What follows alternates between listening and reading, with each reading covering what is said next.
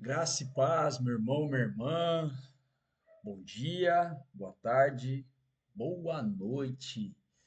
Dependendo do horário que você estiver assistindo essa mensagem, assistindo esse vídeo. Deus abençoe sua vida. Em nome de Jesus, mais uma semana, graças a Deus, mais uma segunda-feira. Hoje, dia 1º de junho de 2026. Com a graça do Senhor, mais um mês começando. Glória a Deus.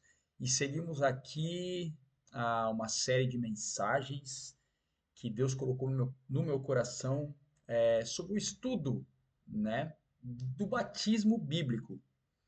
Ah, aqui, o que era o batismo, como foi, como é que eu posso colocar? Iniciado o batismo, para que serve o batismo, qual o objetivo, enfim. E aí nós vamos trazer aqui, no decorrer dos séculos que foram se passando, o que foi acontecendo com o batismo, e no final a gente vai trazer aquilo que Jesus, que a Bíblia nos alerta. Então, uma série de vídeos, e no final, aquilo que Deus trouxe ao meu coração ah, de direcionamento para os cristãos, para aqueles que são igreja, porque uma igreja não tem nada a ver com placa de denominação religiosa. Não, não, não, não. Primeiro que igreja não é nem prédio. Igreja é o corpo místico de Jesus, o corpo espiritual, onde dois ou mais estiverem em meu nome, ali eu estou. Então, igreja é aquele ajuntamento de pessoas que se renderam ao Senhor Jesus e que são cheios do Espírito Santo. E dentro de um templo, a grande maioria não é. Então, não pode ser denominada igreja. Então, igreja são as pessoas cheias do Espírito Santo, corpo espiritual de Jesus, ao qual nós somos os membros e ele é o cabeça.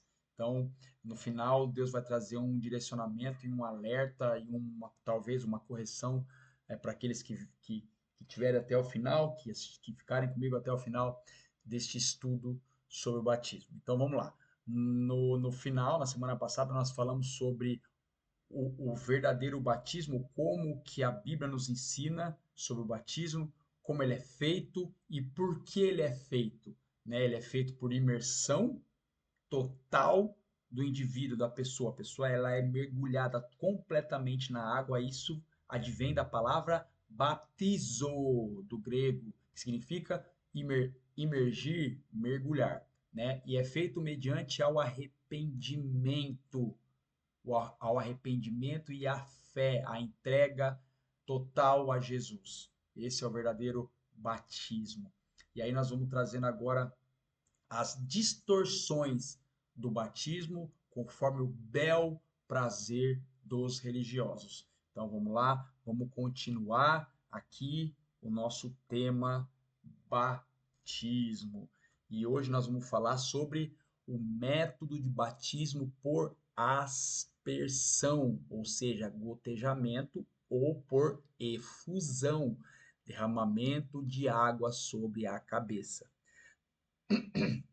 Este método não substituiu a imersão da noite para o dia. Esse processo levou séculos para se tornar o padrão na Igreja Ocidental, impulsionado por questões geográficas, exceções de saúde e uma mudança teológica no perfil de quem era batizado. A transição, ou seja, a mudança histórica, ocorreu por meio de etapas bem documentadas. Então, vamos lá. Deixa eu aumentar aqui a tela. Deixa eu ver se está tudo aumentado aqui a tela. Beleza, vamos lá. Então, a primeira mudança documentada que nós temos, né, a primeira exceção documentada do século I ao século II. Ele vem da Didaquê, que é o documento cristão extra-bíblico mais antigo que existe, escrita por volta do ano 70 ao ano 100 depois de Cristo. Ela prova que a imersão era a regra mas abriu a primeira exceção oficial por falta de água abundante. Olha o que diz a Didaquê lá no seu capítulo 7. Batize assim. Batize em água corrente. Se não tiver água corrente, batize em outra água. Se não puder em água fria, faça-o em água quente. Se não tiver nenhuma nem outra, derrame a água 3 vezes sobre a cabeça. Aqui já entra uma crendice, né? Por que 3 vezes? Qual que é o, qual que é o motivo, o objetivo de derramar água 3 vezes? Começam as crendices. Começam as crendices. Então vamos lá. Aqui já é a primeira exceção. Bora para a segunda. O batismo dos crentes. Então a primeira é a falta de água, a falta de um rio, a falta de um local que tenha água abundante. Tá bom, vamos lá, beleza. A segunda, o batismo dos clínicos, que aconteceu, foi documentado nos séculos 3 a 4. Durante as intensas perseguições romanas, surgiu o chamado batismo dos clínicos, termo derivado de clínico, referente à cama ou leito de hospital. Então, isso vem lá da Didaquê também. É, eram feitos para enfermos e prisioneiros, pessoas gravemente doentes em suas camas ou mártires encarcerados que se convertiam antes de morrer e não podiam ser levados a rios ou batistérios. Hum, a decisão, né, da igreja. Como é que foi a decisão da igreja? Líderes como o bispo Cipriano de Cartago, do século III, defenderam que derramar, olha só, um bispo, né, um ser humano que a gente não sabe de onde tirou, né, essa ideia, mas olha só, essas pessoas defenderam que derramar ou aspergir água nesses casos emergenciais tinha a mesmíssima validade espiritual perante Deus. Tá bom, vamos lá. Pois a graça divina não dependia do volume de água. Ótimo. Aqui a gente pode colocar, deixa eu voltar aqui. Aqui a gente pode colocar duas situações de exceção que, pô, tá bom. Aí vem, por exemplo, a questão do bom senso, né? Se você, como o cristianismo ele começou a crescer de maneira, assim, de maneira substancial, né? De uma maneira que tenha tido relevância, tal. Às vezes a necessidade de batizar tantas pessoas não tinha como ir até um rio, ou não tinha um local, talvez, com muita água, mas fazer um poço grande e colocar água ali era capaz, era tinha essas condições. Mas vamos lá, de não ter água e às vezes não ter uma banheira grande, uma piscina grande construída, batizar com aspersão, mas a construção de uma fonte grande era algo plausível e existia a condição da igreja fazer isso na época. Então isso não era desculpa. A questão de não ter rio por perto, beleza, mas poderia ser construída uma fonte, uma piscina grande para poder imergir as pessoas. Mas tá, vamos lá. E a questão dos clínicos, beleza, aí beleza. Até porque o ladrão da cruz, ele foi salvo. Ele estava na cruz, ele era pecador, bandido, ele estava a ponto de morrer, e ali ele foi salvo, ele não foi batizado. Então, existe essas exceções. Alguém que está no seu leito de morte, alguém que está preso, de você fazer uma aspersão, de você jogar uma água. 3 vezes não tem necessidade. Por que 3 vezes? Qual que é em nome do Pai, do Filho e do Espírito Santo? Não, derrama uma vez e te batiza em nome do Pai, do Filho e do Espírito Santo. Nem que não crendice, não. Mas enfim, beleza, válido, válido. Mas vamos lá, vamos caminhando aqui mais um pouquinho. Número 4, a generalização do batismo infantil. Nos primeiros séculos, a maioria dos batizados eram adultos convertidos. Com a consolidação da igreja e a conversão de nações inteiras, o batismo de recém-nascidos virou a regra. Olha só, virou regra. Mergulhar bebês completamente em água fria gerava resistência e riscos médicos. Passou-se a adotar pias batismais menores, onde, quer dizer, podia construir pia batismais, mas não dava para construir uma fonte, né? Para poder mergulhar as pessoas na água. Mas tá, vamos lá. Pias batismais menores, onde o sacerdote apenas derramava ou aspergia água na cabeça da criança. Ah, a oficialização legal no Ocidente, século XIV. Embora a aspersão ou efusão já fosse a prática majoritária na Europa há muito tempo por conveniência, ela só foi declarada oficialmente igualitária e canônica, não sei por quem, porque canônico é se tem respaldo bíblico, tá? Canônico, algo canônico é se tem respaldo bíblico. E esse tipo de batismo, ele não é canônico porque não tem respaldo bíblico. Então, não é canônico. Mas vamos lá. Ela só foi declarada oficialmente igualitária e canônica pela igreja, pela liderança da Igreja Católica. A Igreja Católica canoniza qualquer coisa, mas vamos lá. No Ocidente, durante o Concílio de Ravenna, ano de 1311. A partir dali, a imersão virou uma herança. Olha só, a imersão, que é o sentido literal do batismo, da palavra batismo, que é imergir, que é mergulhar, virou uma herança, apenas uma herança opcional no Ocidente, enquanto a Igreja Ortodoxa Oriental, né, que é a Igreja Católica Ortodoxa, que é a grega, que é a russa ou outras aí, nunca aceitou essa mudança. Então essa mudança ela veio através da Igreja Católica, tá? E mantém a imersão total até os dias de hoje.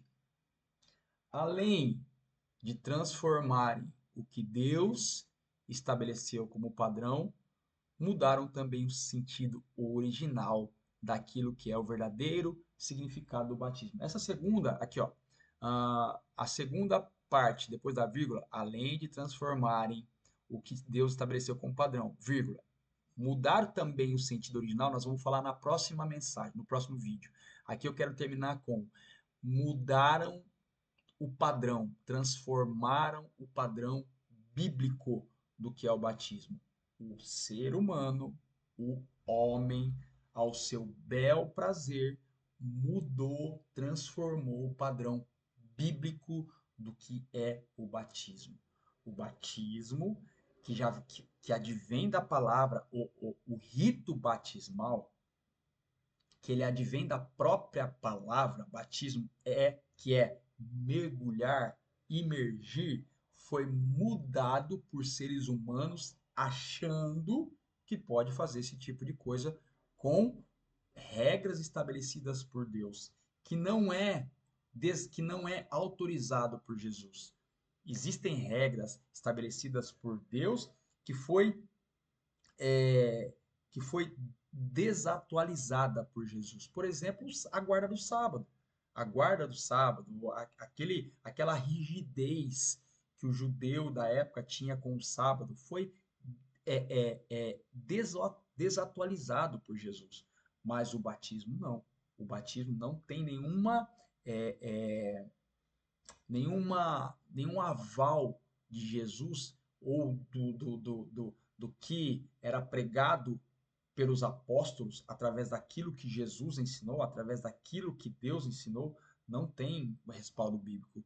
Então, você jogar uma aguinha na cabeça de alguém e falar que essa pessoa está batizada, isso aí não tem respaldo bíblico. Vai contra aquilo que a palavra de Deus nos ensina.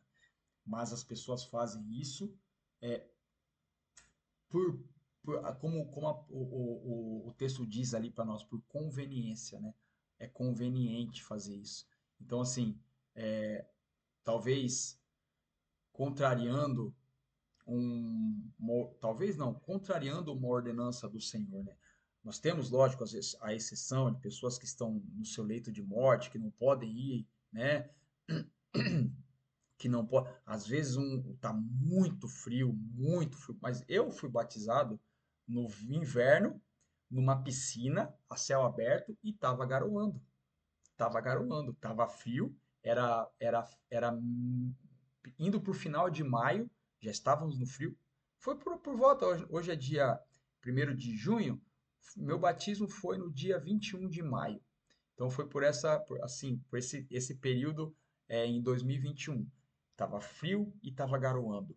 E era uma piscina a céu aberto. Então, assim, se tiver muito, muito frio e não tiver condições, mas hoje em dia as igrejas têm uma condição financeira que pode, uma piscina, aquelas piscinas, hum, como se diz, que são montáveis, né, desmontáveis. Então, assim, não há uma justificativa para romper com algo que foi mandamento de Deus, com algo que Deus estipulou, né?